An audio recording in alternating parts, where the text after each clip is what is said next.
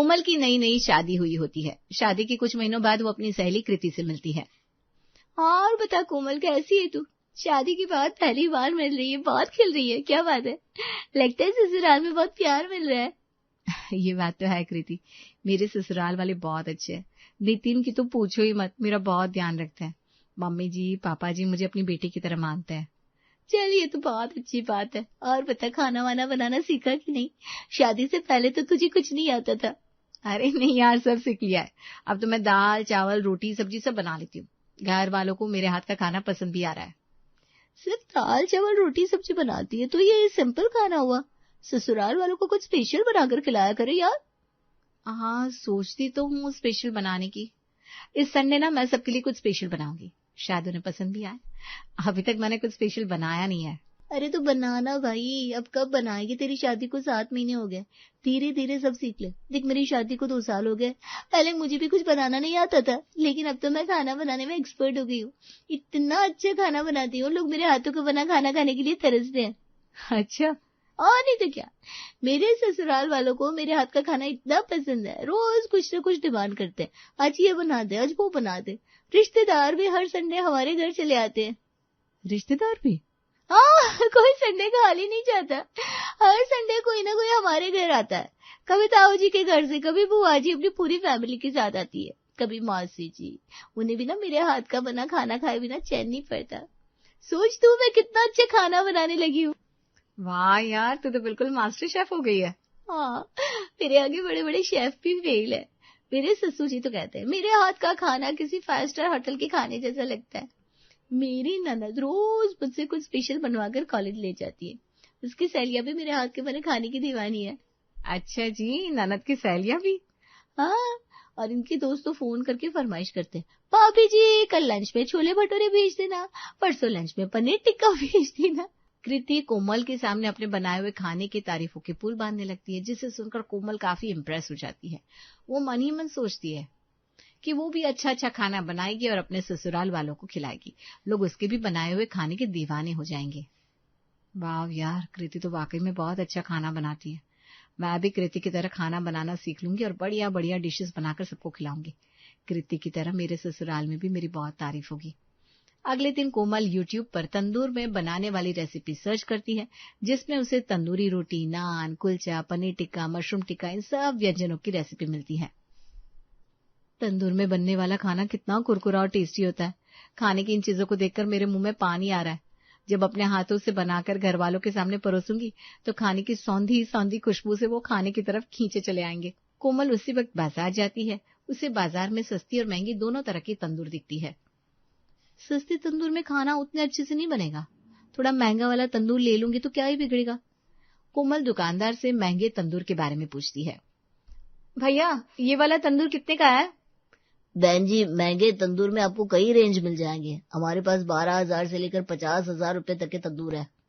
अरे भैया, इतनी महंगी मत बताओ कि ग्राहक खरीद ही ना सके। बहन जी, तंदूर खरीदना जरूरी थोड़ी ना है, आप इसे भाड़े पर भी ले जा सकती हो। 1 सप्ताह के लिए ले जाओगे तो 5,000 रुपए देने पड़ेंगे, 2 सप्ताह के लिए 8,000 रुपए। सबसे सस्ता पड़ेगा अगर आप 1 महीने के लिए तंदूर ले जाओगे, सिर्फ 15,000 रुपए। अच्छा, अगर ऐसी बात है तो आप 1 महीने के लिए दे दो। कोमल दुकानदार को 15,000 रुपए देकर भाड़े पर एक बड़ा तंदूर घर ले आती है और ठेले वाले से कहकर तंदूर किचन में रखवा देती है। भैया, ये तंदूर उधर किचन में रख दो। ठेले वाला तंदूर को किचन के एक कोने में रख देता है। कोमल बहू, ये क्या है? मम्मी जी, ये तंदूर है। आप लोग भी कहते होंगे कोमल रोज वही दाल और सब्जी बनाकर रख देती है, कुछ अच्छा नहीं बनाती। लेकिन अब मैं आप लोगों को ऐसा खाना बनाकर खिलाऊंगी, क्या आप लोग उंगलियां चाटते रह जाएंगे। कोमल बहू, इसकी क्या जरूरत थी? मम्मी जी, जरूरत है। अब देखिए ना, घर में कभी कभी तो कुछ स्पेशल बनना ही चाहिए। इससे टेस्ट भी बदल जाता है और घर बैठे बैठे रेस्टोरेंट के खाने का मजा भी आ जाएगा। खैर, शाम हो चुकी थी। कोमल पनीर टिक्का और तंदूरी रोटी बनाने की पूरी तैयारी कर लेती है, लेकिन जब वो खाना बनाने के लिए तंदूर में आग जलाने की कोशिश करती है तो उससे नहीं हो पाता।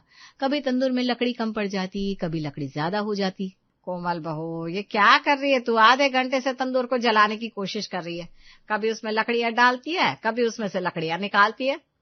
मम्मी जी, बस थोड़ी देर और, लकड़ियों की जलती ही खाना 10 मिनट में बन जाएगा। बस तंदूर में लकड़ियों की जलने भर की देरी है। घंटों के बाद कोमल तंदूर में लकड़ियां जला पाती है, लेकिन उसे तंदूर में खाना बनाना तो आता नहीं था, जिस कारण खाना आधा जला और आधा कच्चा रह जाता है। भाभी, आज खाना मिलेगा भी या नहीं? अरे बस अभी लाई देवर जी, कुछ स्पेशल खाना बनने में वक्त तो लगता है ना। थोड़ी देर बाद कोमल टेबल पर खाना लगाती है। सब लोग खाना शुरू करते हैं। भाभी, रोटियां तो कच्ची रह गई है। नितिन पनीर टिक्का को अपने हाथ में उठाकर कहता है। कोमल, ये काला काला सा क्या बना है? ये पनीर टिक्का है। ये पनीर टिक्का है या कोयला टिक्का है? बुरी तरह से जल गया है। वो आज पहली बार मैंने तंदूर में खाना बनाया है ना, इसलिए खाना उतना अच्छा नहीं बन पाया। कल देखना मैं कितना अच्छा खाना बनाती हूँ। नितिन बेटा, आज थोड़ा एडजस्ट कर ले। अब रात के 10:30 बज चुके हैं। भूखे सोने से अच्छा है जो मिल रहा है वो चुपचाप खा ले। काफी देर हो चुकी थी, इसलिए घर के लोग आधा कच्चा आधा पक्का खाना खा लेते हैं। दूसरे दिन कोमल तंदूर में तंदूरी गोभी बनाने की कोशिश करती है, लेकिन सारी गोभियां बुरी तरह से जलकर लकड़ियों में मिल जाती है। गोभियां तो जलकर राख हो गई, अब घर वालों को क्या खिलाऊंगी? इधर घर वाले खाने का इंतजार कर रहे होते हैं। कोमल बहू, खाना नहीं बना क्या? मम्मी जी बस थोड़ी देर और रुक जाइए, ला ही रही हूँ खाना। कोमल बहू, वैसे भी बहुत देर हो चुकी है, हमें नींद आ रही है। ऐसा कर खाना रहने दे, हम ऐसे ही सो जाएंगे। कोमल को ये सुनकर बहुत बुरा लगता है कि उसके घर वाले भूखे सो रहे हैं। वो इमोशनल हो जाती है। पापा जी, वो आज मैं तंदूरी गोभी बना रही थी ना, सोचा आप लोगों को अपने हाथ की तंदूरी गोभी खिलाऊंगी, लेकिन सारी गोभी जल गई। तो परेशान मत हो बहू, किचन में थोड़े नमकीन रखे हैं, हमें वही लाकर दे दे। कोमल सबको नमकीन लाकर देती है। घर के सभी सदस्य नमकीन खाकर सो जाते हैं। अगले दिन कोमल बाजार से लकड़ी की भट्ठी और बारबेक्यू लेकर आती है। तंदूर में खाना नहीं बना पाई तो क्या हुआ, मैं लकड़ी की भट्टी और बारबेक्यू में खाना बनाऊंगी, और ऐसा खाना बनाऊंगी कि सब खुशी से नाच उठेंगे। कहीं ऐसा ना हो कि खाना कम पड़ जाए, सब मांग मांग कर खाना खाएंगे। सबसे पहले कोमल लकड़ी की भट्टी पर शाम की चाय बनाती है। अरे पावनी, शाम की चाय कहाँ है? तुम्हें तो पता है चाय पिए बिना मेरा हाथ पैर काम नहीं करते। कोमल बहू चाय लेकर आती होगी। पावनी कोमल को आवाज लगाती है। कोमल बहू, ओ कोमल बहू। जी मम्मी जी। चाय लेकर आ बेटा, सब शाम की चाय का इंतजार कर रहे हैं। जी जी मम्मी जी, अभी लेकर आई। लकड़ी की भट्टी पर धीरे धीरे चाय बन रही थी। अभी तो चाय में पहला उबाल ही नहीं आया। लगता है मुझे चाय और पहले चढ़ा देनी चाहिए थी, शायद थोड़ी देर में चाय उबल जाए। एक बार भट्टी पर चाय बन जाए, इसे पीते ही सब मुझसे पूछेंगे, कोमल तूने ढाबे वाली चाय बनानी कहाँ से सीखी? 1 घंटा हो गया, कोमल न जाने किचन में क्या करने लगी, अभी तक चाय नहीं आई। इतनी देर में रोहन बाजार से चाय लेकर आ जाता है और घर के सभी लोग बाहर की चाय पीने लगती है। तभी कोमल की भी चाय बन जाती है और वो चाय की ट्रे लेकर आती है तो देखती है सारे लोग तो पहले से ही चाय पी रहे हैं।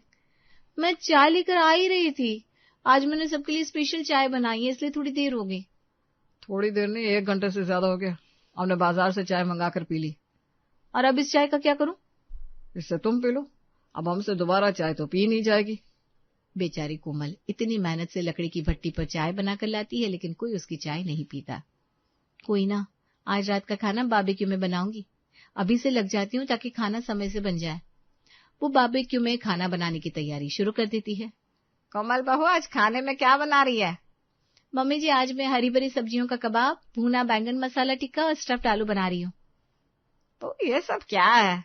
हमें तो घर का ही खाना खिला दे, सादा वाला, इन सब में काफी वक्त लग जाएगा। मम्मी जी, ये सब मैं घर पर ही बना रही हूँ, आप खाकर तो देखना, आपको अच्छा न लगे तो कहना।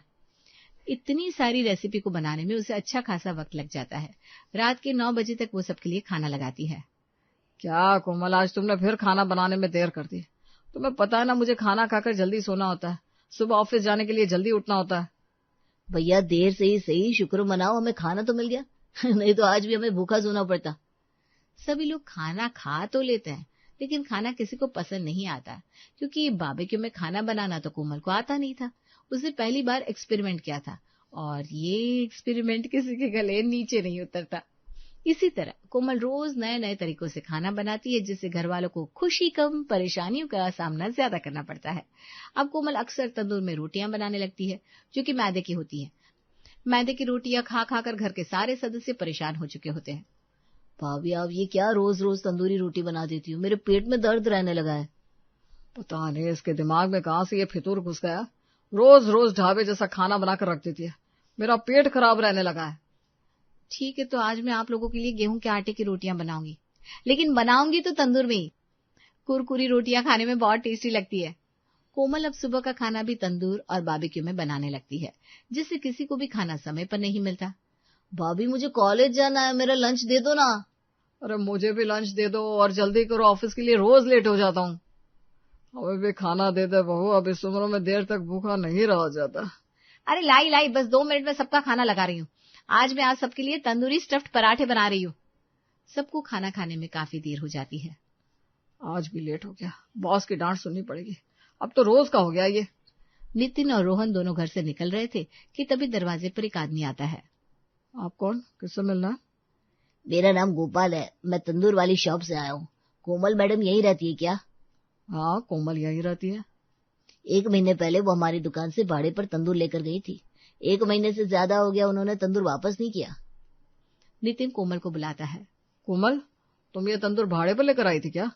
अरे हाँ, तंदूर वापस करना है, मैं तो भूल ही गई थी। सॉरी भैया। कोई बात नहीं मैडम जी, तंदूर का काम हो गया तो मैं ले जाऊं? हाँ भैया, आप तंदूर ले जाओ। ठीक है, आप 10,000 रुपये पेमेंट कर दो। 10,000 रुपये किस बात के भैया? मैं 15,000 रुपये पेमेंट करके तंदूर लाई थी। मैडम जी, आपने 1 महीने से 15 दिन ज्यादा तंदूर रखा है, तो इसके पैसे तो आपको देने पड़ेंगे ना। कोमल नितिन से कहती है कि वो गोपाल को पैसे दे दे। नितिन अपने पर्स से 10,000 रुपये निकालकर गोपाल को देता है। ये पैसे उसने घर खर्च के लिए रखे थे। शाम को नितिन जब ऑफिस से घर लौट रहा था, तभी कोमल का फोन आता है। नितिन, घर आने से पहले मेरे क्रेडिट कार्ड का बिल जमा कर देना। क्रेडिट कार्ड का बिल? वो मैं लकड़ी की भट्टी और बारबेक्यू क्रेडिट कार्ड से पेमेंट करके लाई थी ना। अच्छा, कर दूंगा। नितिन क्रेडिट कार्ड का बिल पेमेंट कर देता है, जिसमें उसकी सारी सैलरी खत्म हो जाती है। लेकिन जब वो घर लौटता है तो कोमल उससे पैसों की मांग करती है। नितिन, मुझे कुछ पैसों की जरूरत है, घर का राशन लाना है। कोमल, तुम्हारे तंदूर, लकड़ी की भट्टी और बारबेक्यू के चक्कर में मेरी सारी सैलरी खत्म हो चुकी है। लेकिन राशन तो लाना पड़ेगा ना। पैसे नहीं है तो आप अपना क्रेडिट कार्ड ही दे दो, मैं क्रेडिट कार्ड से राशन ले आऊंगी। नितिन कोमल को अपना क्रेडिट कार्ड देता है। कोमल शाम को बाजार जाती है और राशन के साथ साथ एक तंदूर भी खरीद लेती है। इधर क्रेडिट कार्ड से पेमेंट होते ही नितिन के पास मैसेज आने लगते हैं। 50,000 रुपए कट गए।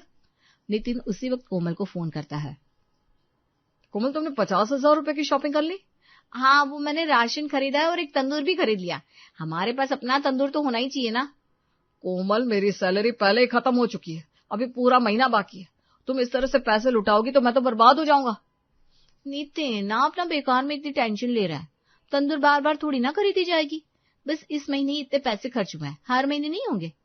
कोमल राशन और तंदूर लेकर घर आ जाती है। कोमल बहू, तंदूर वाला अपना तंदूर ले गया था ना? जी मम्मी जी, इसलिए मैं हमारा खुद का तंदूर ले आई। कोमल तंदूर को किचन में रखवा देती है। पावनी मनमोहन से कहती है, हम पहले ही तरह तरह के खानों से परेशान थे। तंदूर के जाने से सोचा था अब नॉर्मल खाना मिलेगा और समय पर खाना मिल जाएगा, लेकिन बहू तो अपना तंदूर खरीद कर ले आई।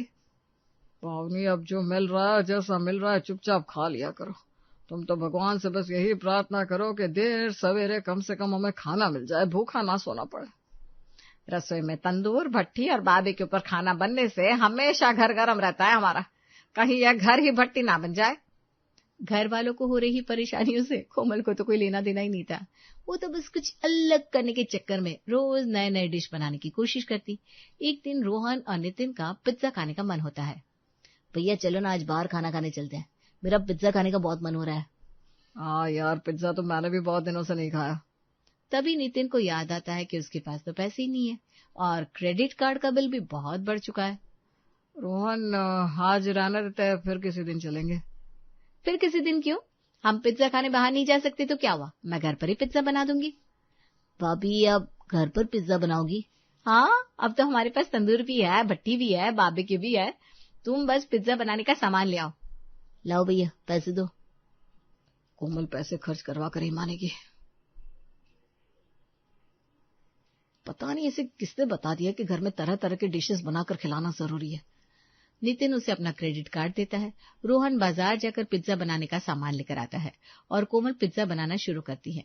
लेकिन वो भट्टी में पहली बार पिज्जा बना रही थी, इसलिए पिज्जा ठीक से नहीं बन पाता। जब वो सबको पिज्जा खाने के लिए देती है तो पिज्जा किसी को पसंद नहीं आता। घर के सदस्य अब नॉर्मल खाना खाने को तरस जाते हैं। कोमल बहू, आज खाने में क्या बना रही है? पापा जी, आज मैं खाने में चूर चूर नान, छोले और तंदूरी मशरूम बना रही हूँ। बहू ये सब छोड़, आज तो सिंपल दाल चावल ही बना दे बेटा। ठीक है पापा जी, मैं दाल और राइस बना देती हूँ। आज सिंपल दाल चावल बन रही है ना? जी मम्मी जी, आज मैं सिंपल दाल और राइस बना रही हूँ। घर वालों को ये सुनकर बहुत शांति मिलती है कि आज बड़े दिनों के बाद पहले की तरह साधारण खाना खाने को मिलेगा। लेकिन कोमल कहाँ मानने वाली थी। जब तक वो खाने में कुछ अलग से जोर आजमाइश ना कर ले, उसे चैन कहाँ पड़ने वाला था। कोमल ने 1 घंटे पहले ही भट्टी पर दाल चढ़ा दी और दाल बन जाने के बाद उसमें तड़का लगाने के लिए वो तंदूर का सहारा लेती है। आज मैं दाल में ऐसा तड़का लगाऊंगी कि घर वाले कहेंगी, कोमल रोज यही वाली दाल बनाओ, खाना सिंपल भी हो स्वादिष्ट भी हो। लेकिन दाल में तड़का लगाते समय तंदूर की आग अचानक से भड़क उठती है और किचन में आग लग जाती है।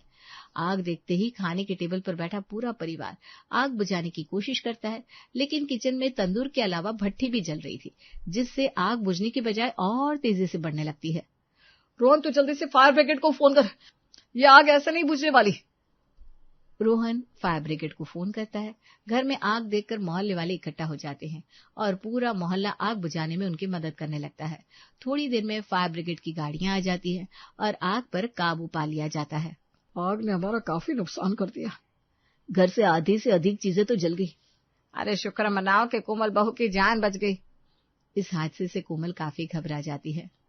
ये सब मेरी वजह से हुआ है, आप लोग मुझे माफ कर दीजिए। तुझे माफी मांगने की कोई जरूरत नहीं बहू, तू बस इतना कर कि हमें पहले की तरह नॉर्मल खाना खिला कर। हमें नहीं चाहिए भैया तंदूरी रोटी पनीर टिक्का। हाँ कोमल, तुम सिंपल दाल चावल रोटी सब्जी बहुत टेस्टी बनाती हो, फिर ये सब करने की क्या जरूरत है। मैंने सोचा कि आप लोगों को कुछ अलग सा खाना बनाकर खिलाऊं। कोमल बहू, तुझे इतनी मेहनत करने की जरूरत क्या है? तू तो हमें दाल रोटी खिला दिया कर, हम उसी में खुश हैं। कोमल उसी दिन तंदूर, भट्टी और बारबेक्यू को टाटा बाय बाय बोल देती है और पहले की तरह साधारण खाना बनाने लगती है।